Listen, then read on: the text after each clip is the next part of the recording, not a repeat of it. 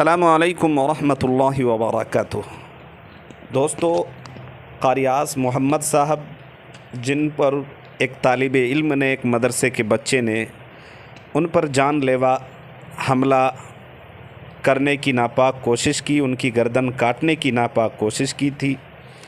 قاری اعظم محمد صاحب کو پہلے آپ سنیے، بعد میں تبصرہ کرتے ہیں۔ قاری اعظم محمد صاحب، ایک بات یہ چل رہی ہے کہ جو مخالف پارٹی کہہ رہی ہے کہ آپ کی تنخواہ رکی ہوئی نہیں ہے، یا آپ تھوڑا سا مختصراً بتاؤ آپ کب سے لگے تھے اور کتنی تنخواہ رکی ہوئی ہے؟ جھوٹ بول رہے ہیں، بالکل صرف اپنی صفائی کے لیے کہہ رہے ہیں سب لوگ، ورنہ میں ذی قعدہ میں لگا تھا۔ ذی قعدہ کی تنخواہ انہوں نے ٹھیک دی، مطلب 10 دن کی، اور ذی الحجہ کی ٹھیک دی۔ اس کے بعد محرم میں پورے مہینے انہوں نے 1 روپیہ نہیں دیا۔ اس کے بعد سفر کے پورا مہینہ ہو گیا، تب محرم کی تنخواہ ملی، اور ابھی تک سفر ربیع الاول کی تنخواہ ابھی تک میں نہیں آئی، اور بلکہ میری نہیں، جھوٹے اتنے ہیں اللہ کی پناہ، اتنا جھوٹ بولا گیا۔ قاری محسن صاحب وہ گواہ ہے اس بات کے، قاری محسن کے پیسے بھی انہوں نے ایسے ہی دیے کبھی کہ میں بھی توڑی جا کے کروا رہا ہوں۔ کل ملا کے بات یہ آپ کی ربیع الاول کی تنخواہ ملی، سفر کی نہیں ملی، اور محرم کی پورے مہینہ ہونے کے بعد محرم کی تنخواہ سفر کے مہینہ ہونے کے بعد ملی ہے۔ اچھا، محرم کی تنخواہ سفر مکمل ہونے کے بعد جب ملی ہے؟ 3500 2000 کر کے دیے، توڑ کے دیے پیسے؟ توڑ کے، وہ بھی بہت کہنے سننے کے بعد۔ اور ایک مرتبہ میں نے کال کی تو جواب یہ تھا، میں نے کہا مفتی صاحب مجھے پیسے کی ضرورت ہے، مجھے ہے نہیں، صاف نکلیے جواب ہے نہیں۔ مگر مجھے حضرت مجھے قسط وغیرہ بھرنی ہے، شادی قریب ہے اور ضرورت تو ہے ہی، لیکن پیسے کی ضرورت ہے، تو اگر میں کیا کروں؟ یہ جواب نہیں کہ میں کیا کروں، کہاں سے لوں میں کیا کروں، ہے تو ہے نہیں۔ آپ کو لگیں گے کتنے ہوا؟ 5واں مہینہ چل رہا ہے۔ 5 مہینے چل رہا ہے۔ ٹھیک، بس بہت دوستو، آپ کو بتاتے چلیں کہ قاری اعظم محمد صاحب جن کی ویڈیو آپ نے ابھی دیکھی، یہ غازی آباد ہاپوڑ کے ایک گاؤں کے ایک مدرسے میں پڑھایا کرتے تھے۔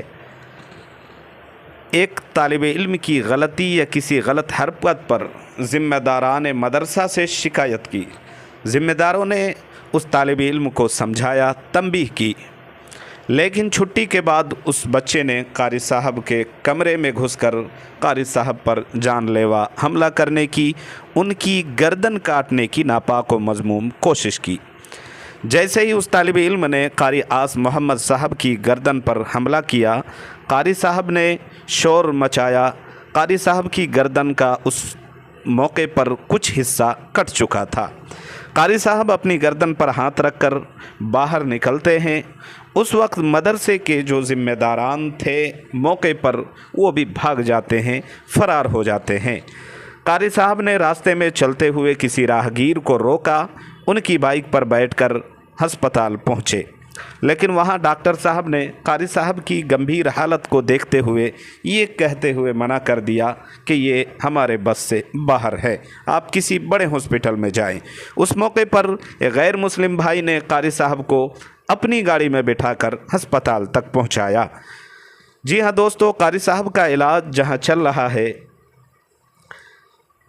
دوستو دراصل بتلانے کا مقصد یہ ہے کہ آپ نے ویڈیو میں دیکھا سنا بھی، قاری صاحب گلے کی تکلیف کی وجہ سے صحیح سے بول بھی نہیں پا رہے ہیں، ان سے بولا بھی نہیں جا رہا ہے، لیکن ایسے نازک، گمبھیر اور سینسٹیو، حساس موقع پر بھی نہ تو مدرسے کے محتمم کا پتہ ہے، نہ ذمہ داروں کا پتہ ہے، اور نہ ہی گاؤں والے اور اگل بغل کے لوگ قاری صاحب کے ساتھ دینے کو تیار ہیں۔ دراصل قاری صاحب جس مدرسے میں پڑھاتے تھے، اس مدرسے کے ذمہ داروں نے قاری صاحب کی کئی مہینوں سے تنخواہ دی نہیں تھی، کئی مہینوں سے ان کا پیسہ روک رکھا تھا، تنخواہ روک رکھا تھا، کافی ان کو دقتوں کا سامنا کرنا پڑ رہا تھا۔ ایسے میں ان پر جان لیوا حملہ یہ अपने आप में किस कदर जो है भयानक है और कितनी शर्मिंदगी के बाइस है आप समझ सकते हैं।